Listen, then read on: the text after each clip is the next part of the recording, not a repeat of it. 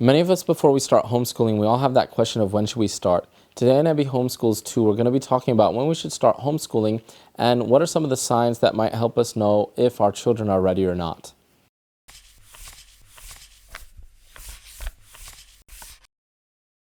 So we're asking ourselves, when should we start homeschooling our children? And the reality is that this question is a little bit off base because you should have been involved in the educational development of your children from the moment that they took their first breath.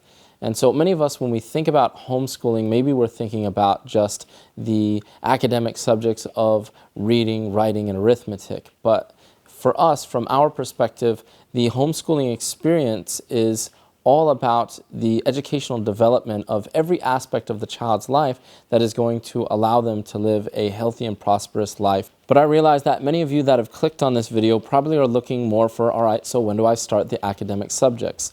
And this is going to vary from child to child because no child is a cookie cutter factory product, and so we're going to have to look at their individual circumstances, and this might vary from child to child. So the first thing that we're going to look at is the child's ability to follow instructions. If they can follow instructions, then this is a good sign that they are indeed ready to start their learning process. Another thing that you're going to want to look at is the ability of the child to recognize different letters. And so if they're able to recognize and differentiate between letters, this is also a good sign that they're ready to start learning. You can also check out a video that we previously did where we used an experiment to see if the child was ready to recognize the different letters, and we'll put the link to that video in the description. Another thing that you might want to look at is their ability to memorize numbers from 1 to 10.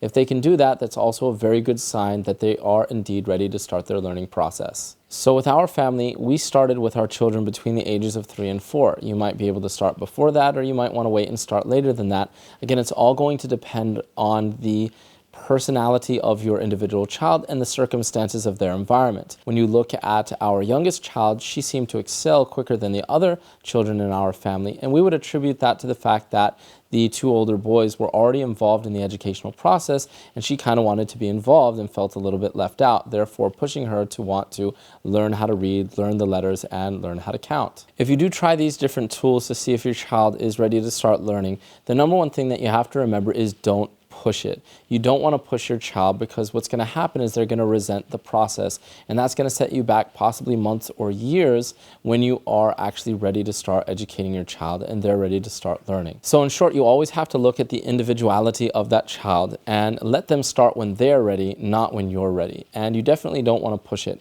Again, you can check their ability to recognize letters or their ability to start memorizing those numbers, but whatever it is, you want to go at their pace, at their level.